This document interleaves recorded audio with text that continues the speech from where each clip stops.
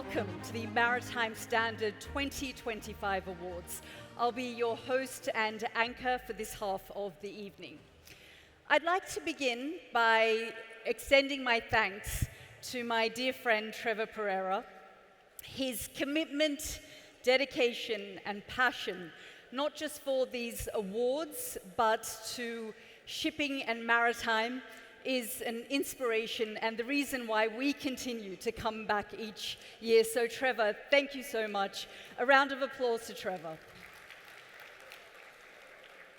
It's also incredible to be back here in the United Arab Emirates.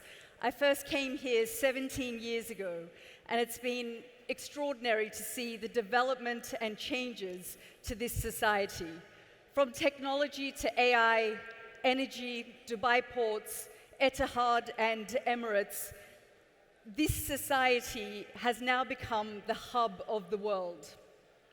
When globalization has been fragmented, the UAE unites and brings people together, so I'm grateful to be here.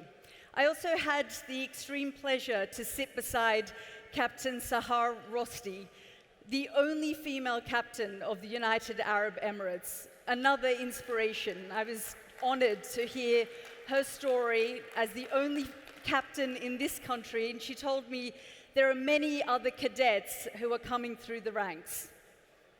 As you heard in the introduction, I was born in Kabul, Afghanistan. And since the Taliban's takeover 4 years ago, it's now been 1,502 days since girls over the age of 12 have been banned from school.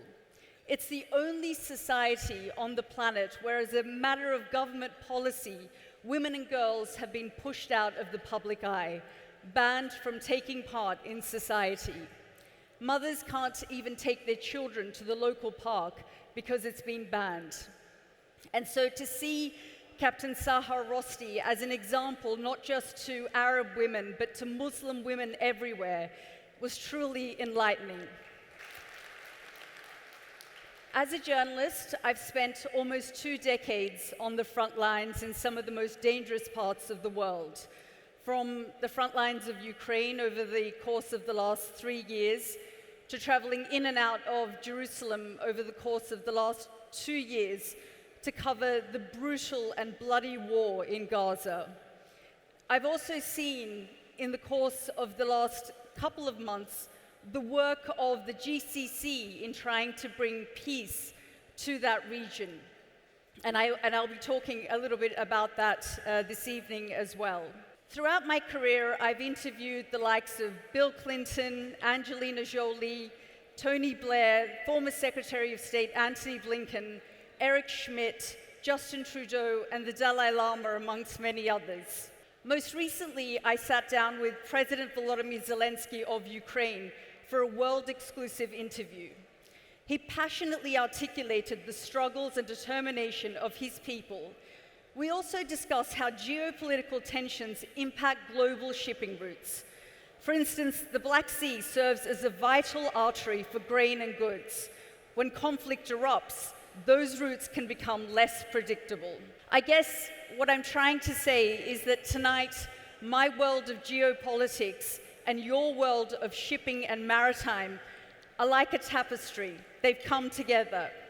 And as you all know, we still live in a physical world, moving things from point A to B.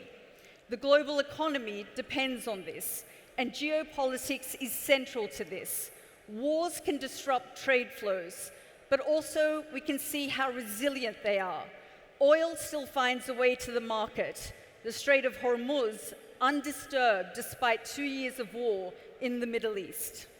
As I mentioned, the war in Gaza raged on for 2 years, and I was recently in New York for the UN General Assembly, where I saw Saudi Arabia, Qatar, the United Arab Emirates speak directly to President Trump and plead to bring an end to the conflict, which proved that his first trip to this region back in May, which I covered, was not just transactional. It was about bridge building and peace building.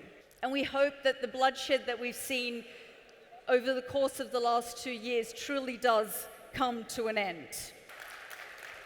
Now, I'm grateful that you've all welcomed me here this evening, because often when I arrive in a place and I check into my hotel, I'm often told by people, when they see me, they think something terrible is about to happen, so they immediately leave.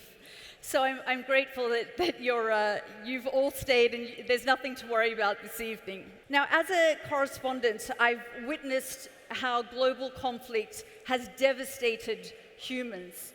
But at the same time, I've also seen the resilience of the human spirit. And I guess in many ways, despite us looking around at the state of our world and seeing death and destruction, we also live in some of the best times in history. And so I'd like you to take a message of hope away from this evening. What you do is vital, and it certainly is a cornerstone of what happens in the world today. So thank you for your service.